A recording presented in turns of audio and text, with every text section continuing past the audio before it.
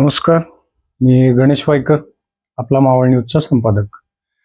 मागील अनेक दिवस आपल्याशी चर्चा करण्याचं राहून गेलं. मध्यंतरीच्या काळात निवडणुका लागल्या, परंतु आता खरोखर गाव पातळीची निवडणूक होती. आपल्या आमदारांनी ती निवडणूक आमदारकीची, खासदारकीची निवडणूक सुद्धा गाव पातळीवर नेऊन ठेवली होती. परंतु आता जवळपास 70च्या वर ग्रामपंचायतीच्या निवडणुका होत आहेत. तर या निवडणुकीमध्ये सुद्धा आपले मावळचे आमदार काहीतरी करतील किंवा करामत दाखवतील असं वाटतंय. तर या अनुषंगाने मी म्हटलं की आपल्या मावळ तालुक्यातले जे माझे प्रेक्षक आहेत किंवा माझे वाचक आहेत त्यांच्याशी एकदा चर्चा करावी. तर मावळच्या आमदारांनी काही दिवसापूर्वी सांगितलं आणि मी रोज एक एक मुद्दे त्यांचे मांडणार आहे. त्यांनी केलेली विकास कामं, 6,000 कोटीची विकास कामं खरंच झाली आहेत की नाही, का फक्त भंपक गप्पा होत्या, या इतर गोष्टींविषयी मी आपल्याशी आता टप्प्याटप्प्याने बोलणार आहे. तर आज पहिला मुद्दा आपण हा घेऊया की मावळच्या आमदारांनी सांगितलं, मला मावळमध्ये सुरक्षितता, मावळची नैसर्गिक साधन सामग्री आणि त्यानंतर मावळची संस्कृती आणि मला मिळालेला जनाधार हा मला टिकवून ठेवायचा आहे. तर हे जे जे मुद्दे मावळच्या आमदारांनी मांडलेले आहेत, म्हणजे मावळचे विद्यमान आमदार सुनील शेळके, या सगळ्या मुद्द्यांचं वाटोळं केलंय ते मावळच्या आमदारांनी.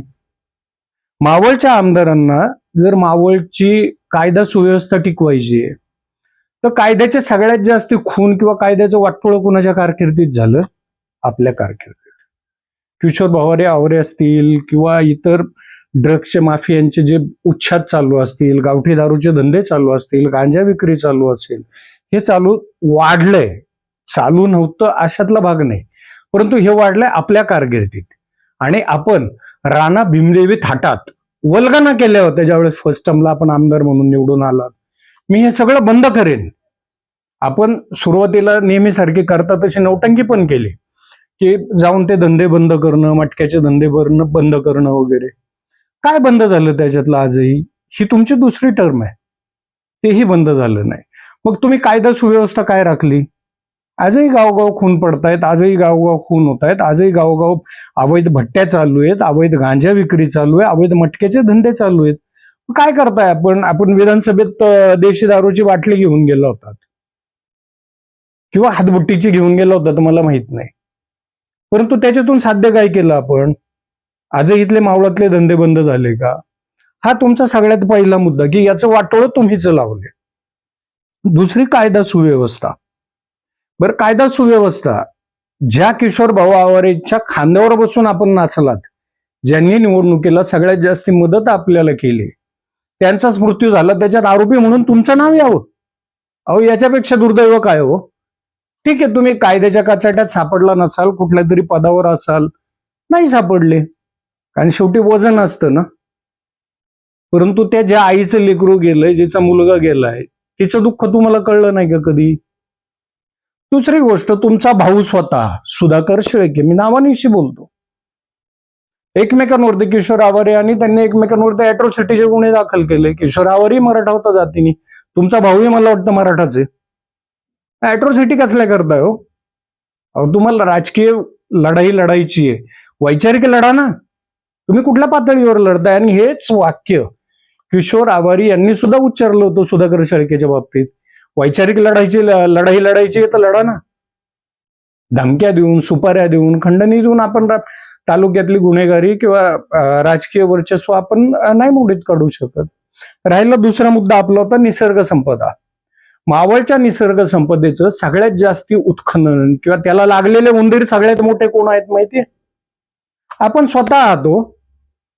तालुक्यातले जेवढे म्हणून राजकारणी आहेत, मी चॅलेंज करतो पण आमदार सुनील शेळके यांना किंवा सुधाकर शेळके यांना किंवा त्यांच्या साई स्टोन क्रशर कंपनीच्या नावाने ज्या गाड्या चालतायत, रामदास काकडेंच्या नावाने चालतायत, बाळा बेगडेंच्या नावाने चालतात, काही खासदारांच्या नावाने चालतायत, मावळची नैसर्गिक संपदा लुटली कोणी?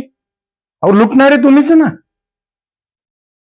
आपण आता मागे काही दिवसापूर्वी काही तलाठी, काही सर्कल, तहसीलदार सस्पेंड केले, परत ते हजर झाले. त्याच्यानंतर काय झालं? मावळची संपदा लुटायची राहिली का? आपल्या स्वतःच्या खाणी आहेत, आपले क्रशर प्लांट आहेत हो. मग तिथं आपण काय निसर्ग संपदा लावता का?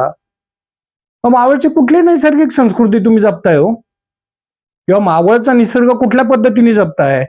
म्हणजे लोका सांगे ब्रह्मज्ञान आणि स्वतःचं मात्र कोरडं पाषाण. अहो, हायवेला मी चॅलेंज करतो पण तुम्हाला आमदार शेळके, की रस्त्यावरती ज्या गाड्या चालताना दिसतात त्यातल्या अर्ध्या गाड्या तर तुमच्याच नावावरती चालतायत हो. ह्या झाल्या मालवाहतुकीच्या गाड्या. आता काही दिवसापूर्वी एक बातमी आली होती, खासगी गाड्यांवरती आमदारांचे स्टिकर लागलेले आणि त्याच्यातून एमडी अर्थात एक मादक पदार्थ आहे त्याची वाहतूक केली जाते. मावळ तालुक्यात प्रत्येक गावात तुमच्या नावाने तुमच्या स्टिकर लागलेल्या गाड्या दाखवू का? ह्या तुम्हाला दिसत नाहीत का? म्हणजे तुम्ही फक्त कॅमेरा पुढं किंवा मीडिया पुढं जे काय पगारी पत्रकार किंवा पाकिटमार असेल त्यावरती पण मी बोलणार आहे पाकिटमार पत्रकार. हे यांच्या पुढे बोलण्यापुरतं तुम्ही येत आहे. तुम्हाला नक्की साध्य काय करायचंय हो? तुम्हाला खरोखर आवडची जर नैसर्गिक साधन संपदा जपायची आहे, वृक्षारोपणाचे चांगले कार्यक्रम करा, स्वतःच्या पहिल्या खाणी बंद करा. आज आपल्यामुळं निगडे वराळ्या आंदर मावळातल्या रस्त्यांची जी वाटोळी झालीत, म्हणजे तुमच्या एकट्यामुळं नाही, अनेक वाहतूकदार किंवा त्याच्यामध्ये खानमालक असतील, खानपाटालक असतील, तेही जबाबदार आहेत त्याला. आपण त्यांना आळा घाला ना. आपण तालुक्याचे लोकप्रतिनिधी आहात, प्रथम नागरिक आहात, का फक्त वल्गना करायच्या? हा झाला त्याच्या बाबतीत, तर त्या बाबतीत आपण न बोललेलं बरं. पण आपल्या किती गाड्या चालतात, आपल्या जे कार्यकर्ते आहेत, पंटर म्हणणार नाही, कार्यकर्ते त्यांच्या किती गाड्या चालतात हे सगळं मला माहिती आहे. आणि हे तुम्हाला माहित नाही असं होऊ शकत नाही, हे आपल्यालाही माहिती आहे. मग या बाबतीत आपण का नाही भूमिका घेत? तिथं आपले एजंट नाही आहेत का? 100 ब्रासची रॉयल्टी भरायची, 200-500 ब्रास माती उकरायची, हे पुराव्यानिशी मी सिद्ध करून दाखवतो. तालुक्यातल्या कित्येक ठिकाणी आपली ठेकेदारी चालू आहे, कंपन्यांमध्ये आपली ठेकेदारी चालू आहे. मी पुराव्यानिशी दाखवतो. मी मोघम आरोप करणारी व्यक्ती मी नाहीये. आपण डिफॉर्मेशनची केस माझ्यावर करू शकता, अब्रू नुकसानीचा दावा दाखल करू शकता, जास्तीत जास्त आपण आमदार आहात तर हक्कभंगाचाही प्रस्ताव माझ्यावर दाखल करू शकता, मी तयार आहे त्याला. परंतु माझ्याही या प्रश्नाची उत्तरं मला द्या हे मी सांगत नाही. माझ्या मावळची जी जनता आहे, ज्यांनी तुम्हाला निवडून दिले लाखाच्या मताधिक्याने, त्या जनतेला तर उत्तर द्यायला आपण बांधील आहोत. आता दुसरा मुद्दा झाला हा. तिसरा जनाधार. आपण म्हणताय आपले खरोखर जनाधार आहे, आपल्याला असेल लाखाच्या वर मताधिक्य भेटते आणि आहे पण. आजही आपण गावाला गेलात तर लहान मुलं, युवक युवती किंवा वृद्ध लोकांमध्ये, वारकरी संप्रदायामध्ये आपली एक क्रेज आहे. लोक आपले सेल्फी काढण्यासाठी, फोटो काढण्यासाठी आपल्या मागे पुढे पळतात. हा जनाधार आहे तुम्हाला. मग जर जनाधार एवढा आहे तर मतामागे पैसे का वाटले हो आपण?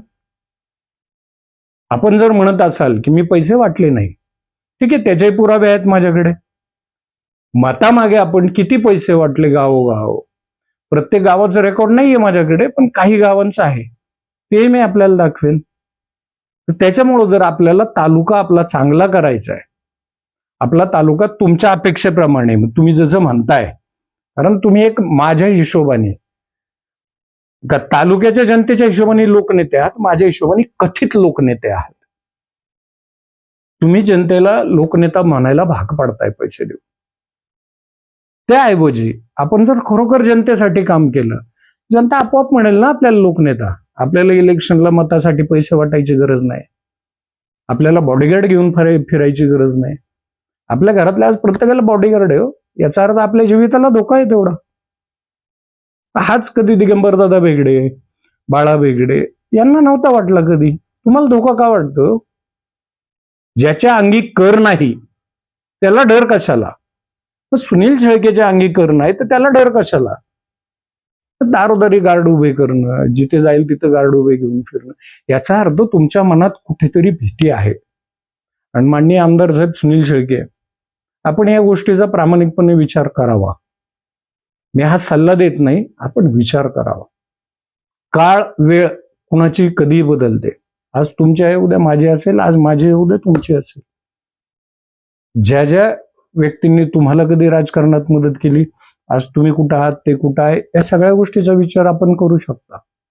आजही आपण राजकारणात आलात, आपण सुरुवातीला नगरसेवक होतात, आपल्याही कित्येक चांगल्या बातम्या मी लावल्या, दोन्ही गावातले आपण चांगलं काम केलं, गाव बदललं. तर त्यावेळेस मी राव करेल ते गाव करू शकणार नाही, ही म्हण आपण बदलून टाकली, ही बातमी पण मी लावली होती.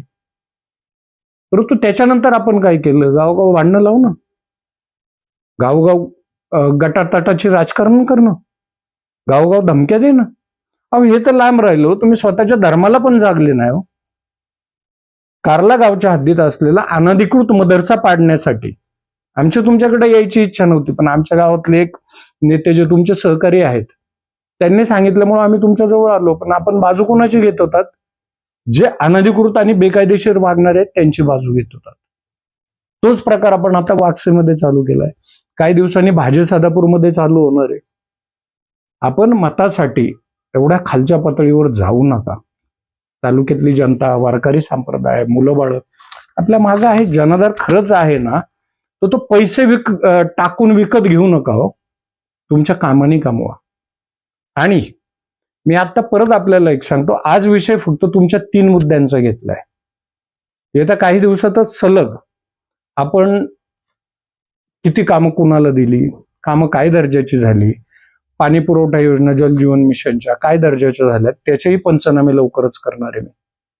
किंवा खानपट्टे तालुक्यात जे चालू आहेत किंवा जे उत्खनन बेकायदेशीर चालू आहे त्या ठिकाणी आपलाही काय काय हितसंबंध आहे या सगळ्या आपलाच काय ना कुठलाही राजकारणाचा. माझी तुमच्याशी व्यक्तिगत दुश्मनी नाही. उद्या तो बाळा वेगळेचा असेल, गणेश वेगळेचा असेल, किशोर वेगळेचा असेल, बापू वेगळ्यांचा असेल, कुणाचाही असो, मी तो उघडकीस आणणार. तालुक्याच्या जनतेला तुमचं खरं रूप प्रत्येक राजकारण्याचं दाखवून देणार. कारण तुम्ही तालुक्यातल्या जनतेला पैशावरती विकत घ्यायची सवय लावली आहे आणि ही सवय बंद करा. तुम्ही तालुक्याचं राजकारण नाही, जनतेचं जनमानस आणि जनभावना खराब करताय. त्यामुळे हे जे तुमचे 3ही मुद्दे आहेत, तालुक्याला सुजलाम सुफलाम बनवायचं आहे, निसर्ग संपदा संपन्न बनवायचं आहे वगैरे वगैरे, ह्या बाष्कळ गप्पा आहेत आपल्या. अगोदर आपण वागायला सुरुवात करा तशी. आपण तसे वागलात, आपण सगळ्या त्या कृती आपल्या अंमलात आणलात, तालुक्यातली जनता नक्कीच आपल्या मागे राहील. आणि इतरही जो कोण राजकारणी ही माझी व्हिडिओ पाहत असेल, पुढच्या काही दिवसात याचे सगळ्याचे पंचनामे मी करणार आहे. आपण प्रामाणिकपणे हे पाहून आपलं मत याविषयी व्यक्त करावं. कोणी वाईट असेल, चांगलं असेल, माझं काही चुकीचं असेल, माझ्या काही चुका असतील, आपण त्याही दाखवून द्याव्यात. नक्कीच आपल्या सूचनांचं, आपल्या विचारांचं स्वागत आहे. आणि गणेश वायकर पुन्हा एकदा आपल्याला आवाहन करतो, तालुक्याचं राजकारण वाईट मार्गावर जाऊन देऊ नका. आपल्याला रामभाऊ म्हाळगी सारख्यांची परंपरा लाभलेली आहे, जे जनसंघाचे कट्टर कार्यकर्ते होते, संस्थापक होते. जिथं आपल्याला विष्णू गणेश पिंगळेंची परंपरा लाभली आहे, जिथं बाबासाहेब आंबेडकरांची परंपरा लाभली आहे, जिथं अण्णासाहेब विजापूरकरांची परंपरा लाभली आहे, त्याच तालुक्यात हे असे नवीन शिक्षण सम्राट, माफिया सम्राट, खान सम्राट तालुक्यातल्या जनतेने उभे राहून देऊ नये. त्यांना वेळेस त्यांची जागा दाखवा.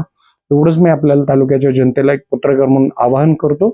आणि आपला मावळ न्यूज चॅनलला आपण नक्कीच सबस्क्राईब करा, माझ्या फेसबुक पेजला फॉलो करा, माझ्या इंस्टाग्राम पेजला फॉलो करा. आणि नक्कीच आपल्यापर्यंत नवीन नवीन माहिती मी पोहोचवण्याचा प्रयत्न करीन. काही चुकीचं असेल तर आपण नक्कीच सूचना करा. आपल्या सूचनांचा आदर केला जाईल. धन्यवाद.